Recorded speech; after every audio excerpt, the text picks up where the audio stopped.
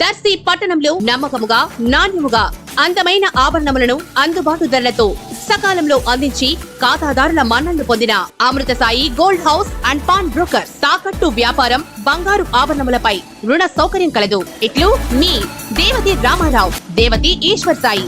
Amrutha Sai gold house and pawn brokers, గడియార స్తంభం వద్ద, కురిచేడు రోడ్, దర్శి.